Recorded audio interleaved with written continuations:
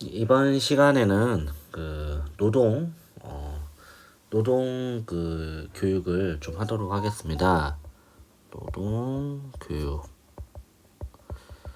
우리가 이제 노동이라고 했을 때, 이제 노동이라고 하는 것은 인간이 어떤 일을 함으로써 뭔가 가치로운, 뭔가 생산적인 무언가를 만들어내는 걸 노동이라고 합니다.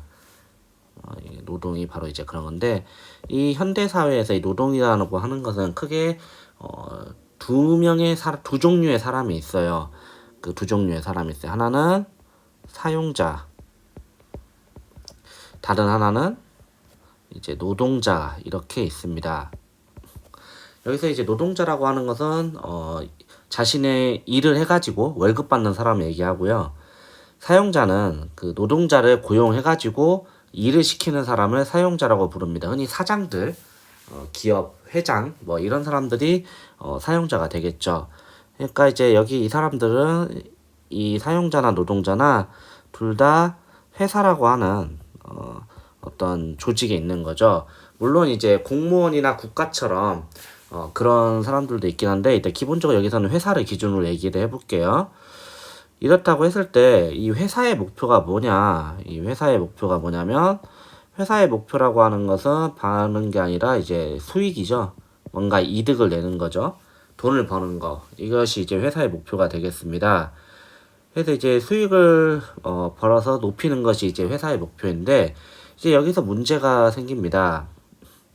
수익을 하는 건 좋은데 이 수익을 어떻게 나눠 가질 것인가?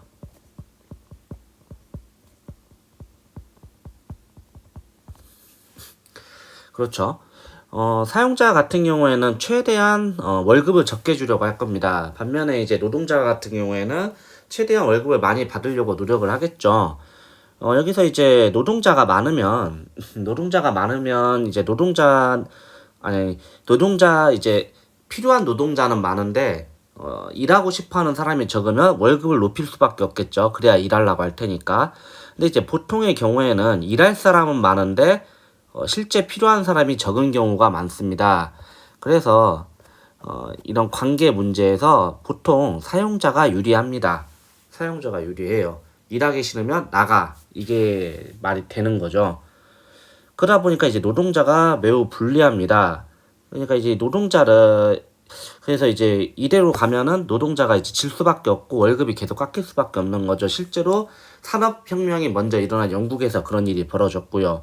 그럼 이 노동자의 편에 설 어떤 존재가 필요하죠. 그 역할을 하는 게 누구냐? 이제 국가입니다.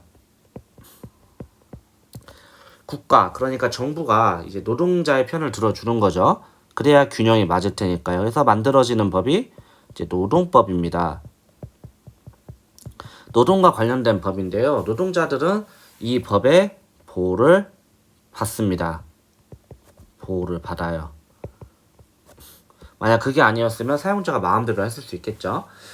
이제 이 노동법 같은 경우에는 뭐 여러 가지가 이제 법 안에 있긴 한데, 그 중에 이제 몇 가지를 이제 살펴보면은, 일단 이 노동법에 따르면은 사용자는 노동자를 고용할 때 반드시 근로계약서를 쓰게 되어 있습니다. 계약서를 써야 돼요. 그냥 근로계약서 없이 고용해서 쓰는 것은 잘못된 거죠. 그래서 근로계약서에서 너 얼마쯤 어떻게 일하면은 이렇게 돈 줄게, 이런 식으로 이제 계약을 맺는 겁니다. 예를 들면은 1시간 일할 때마다 뭐 10,000원씩 줄게 약속을 했다고 해요. 근데 실제로 10,000원을 안 줬어요. 그러면 계약대로 하지 않는 거죠. 이 경우에는 법에 저촉되기 때문에 신고가 가능해요. 이거 법 어겼다고. 그 다음에 노동상권이 있습니다. 노동자의 세 가지 권리인데요. 크게 그러니까 세 가지 권리인데, 단결권, 그다음에 단체 교섭권, 그다음에 파업권이 있습니다. 이 중에 이제 가장 효과가 확실하면서도 쉽지 않은 것이 이제 파업권이죠. 파업권은 단결권은 우리끼리 서로 뭉칠 수 있어, 이거고, 그다음에 단체 교섭권은 노동자들 단체에서 이 사용자와 협상을 할 수 있는 겁니다. 협상을 할 수가 있어요. 그리고 파업권은 협상을 했는데 잘 안 됐다. 월급 올려달라고 했는데 사용자가 못하겠는데 이랬다. 그러면 이제 파업을 할 수 있는 권리입니다. 파업권은 법으로 보장된 권리이기 때문에 국가기관에서 뭐 경찰이 이런 사람들이 나서서 막을 수가 없어요. 이번에 이제 우리 그 수요일 날 그것도 이제 마찬가지인 거죠. 그 다음에 이제 노동상권에 이제 또 이제 최저임금 제도가 있습니다. 최저임금제는 이제 사용자가 노동할 때 월급을 줄 때 최소한 이 정도 이상은 줘야 된다고 법으로 보장한 것을 이야기합니다. 최저임금제는 이제 날이 갈수록 이제 오르고 있는데요. 아직 이제 10,000원은 되지 않았습니다만, 이제 뭐 8,000원이나 9,000원, 거기 가까이 됐다고는 이제 제가 들었어요. 즉, 그 정도는 반드시 월급으로 줘야 된다는 뜻입니다. 만약 그 이하를 주게 되면 역시 법에 저촉이 되는 것이죠. 그래서 이제 대략 뭐 이런 것들이 있으면 이 외에도 많은 내용들이 있어요. 사실 이제 이 노동법이 갖춰져서 노동자를 보호한 것이 우리나라 역사에서 그렇게 오래되진 않았습니다. 예전에 이제 전태일 씨라고 전태일 열사, 노동자, 영원한 노동자들의 친구인 우리 전태일 열사께서, 이제 스스로 이제 분신, 자살을 하시면서, 그 노동자의 권리를 이제 외치셨고, 많은 사람들이 희생을 당했고 권리를 보장하라고 이제 외치면서 이 노동법이 이제 만들어지고 우리가 이렇게 보호받을 수 있어요. 그럼에도 불구하고 여전히 부족한 부분이 많은 것도 이제 사실이긴 합니다. 그리고 이제 노동법 관련해서 또 이제 특이한 게 이제 5월 1일 아시죠? 5월 1일. 5월 1일에 이제 노동자의 날이에요. 이게 이때가 노동자의 날, 근로자의 날인가? 근로자의 날이었던 걸로 기억하는데,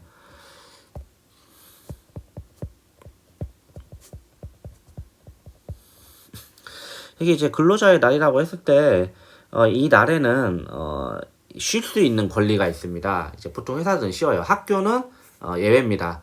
공무원은, 이제 노동법에 적용을 받지 않기 때문에, 예외고요. 이런 근로자의 날에 이제 이런 노동자들이 일할 경우에는 따로 이제 월급을 더 주게 되어 있습니다. 임금을, 더 주게 되어 있어요. 그래서 이 정도 이야기하면 될 것 같고요. 추가로 얘기를 하자면은, 노동이라고 했을 때 보통은 이제 성인을 얘기하고 우리나라에서는 이제 아동 노동이 금지되어 있는데요. 여전히 이제 아동 노동을 시키는 곳이 있어요. 이제 옛날로 좀 거슬러 올라가면 영국이 그랬고, 그 탄광에서 이제 석탄을 캐낼 때 좁은 통로가 있을 거 아니에요. 좁은 통로에는 예를 들면 이제 이렇게 좁은 통로가 있다.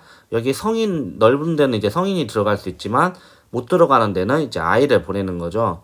이제 아이를 보내서 그 석탄을 이제 캐게 하고 그랬었어요.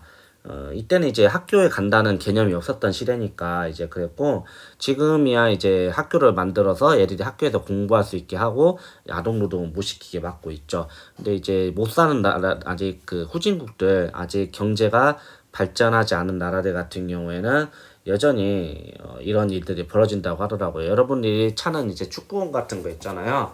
그 축구공 같은 경우에도 이제 어린 노동자들이 만드는 경우가 꽤 있는 모양입니다. 좀 안타까운 일이죠. 그래서 이제 하루라도 빨리 이런 일들이 없어지고 좀 자유롭게 일하고 월급 받는 세상이 왔으면 좋겠다는 생각이 듭니다. 그리고 여러분들도 앞으로 여러분들이 나가서 이제 사용자가 될 수도 있겠지만, 회사를 차릴 수도 있겠지만, 대다수는 이제 노동자가 될 거란 말이에요. 그러니까 뭐 노동자들 자기가 가질 수 있는 권리 정도는 미리 알아두는 게 나중에 피해를 예방하는 데 도움이 됩니다. 실제로 그 고등학교 학생들이 그 실습이라는 명목으로 낮은 임금으로 일하는 경우가 있고, 그걸로 이제 크게 고통받는 일이 있어요. 그래서 이제 그런 일들을 예방하기 위해서라도 내가 뭐 손해보고는 살지 말아야 할 거 아니에요. 내가 가질 수 있는 권리가 무엇인가 이제 한번 생각해 보면 좋겠습니다.